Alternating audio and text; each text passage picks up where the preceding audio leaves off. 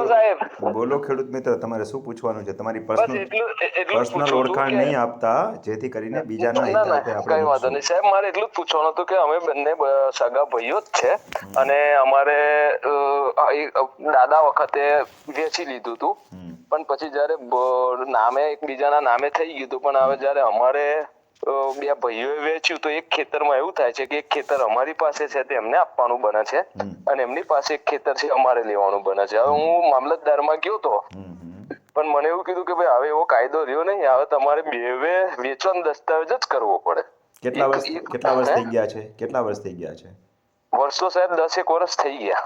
હા, તો બે ફેર બધી દસ્તાવેજ કરો તમે, અને સ્ટેમ્પ ડ્યુટી પૂરેપૂરી ભરવી પડશે તમારે. હા, બસ પૂરેપૂરી બેવની ભરવી પડશે. દસ્તાવેજ તો રજીસ્ટર્ડ કરીને ચાલશે, એટલે એન્ટ્રી તો ચડાવી જ દેશે. અને કદાચ એક દસ્તાવેજ કર્યો હોય તો એન્ટ્રી તો ચડે જ, સ્ટેમ્પ ડ્યુટીની રિકવરી કાઢે.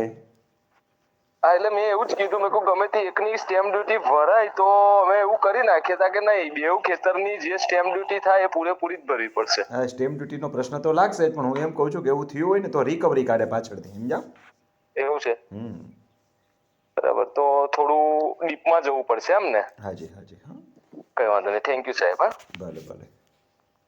ખેડૂત મિત્રો, તમારે પણ જો તમારા પ્રશ્નોનો જવાબ પૂછવો હોય તો તમે મારા મોબાઈલ નંબર મેળવવા માટે થઈને મારા જૂના ઓડિયો જોઈ જજો, એટલે ડિસ્પ્લે ઉપર એકમાં નંબર છે જ.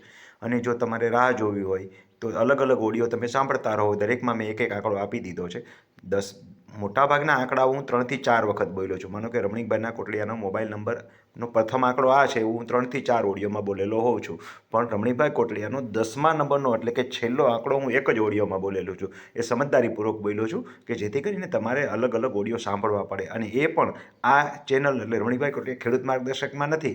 એના માટે તમારે રમણીકભાઈ કોટડિયા વિડીયો અને રમણીકભાઈ કોટડિયા રેવન્યુ માર્ગદર્શક સાંભળવું પડશે. એમાં એક જગ્યાએથી તમને આ નંબર મળી જશે. નંબર મળી જાય એટલે સીધો ફોન નથી કરવાનો, વોટ્સએપ દ્વારા તમારે મને પ્રશ્ન પૂછવાનો છે. જરૂર હશે ત્યારે હું તમને સામેથી કોન્ટેક્ટ કરીશ અને તમને તમારા પ્રશ્નોના જવાબ મળશે.